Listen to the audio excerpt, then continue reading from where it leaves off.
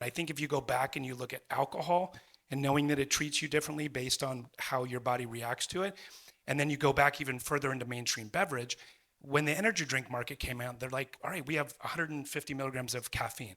The consumer doesn't know what that means. So I think what will start to happen with brands that are smart and understand the consumers, how do we make it easy for them? And the energy drink people equal to a small cup of coffee, right? They put that right on the can. And so I think that brands that are smart are targeting a usage occasion, to Rick's point earlier. I think they're really targeting a consumer.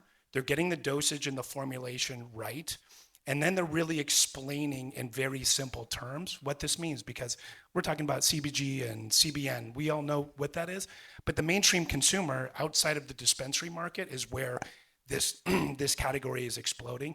So I think that the brands that can make it simple and have different products for different usage occasions and let these people try it when they're at home, for a Netflix and chill and get to know, are you good with 5 milligrams or 10? Like if I have a 10 milligram beverage, I'm on the couch and I'm not having 2 or 3. I'm a lightweight. I can drink 8 shots of tequila, no problem. But with THC, it just really impacts me.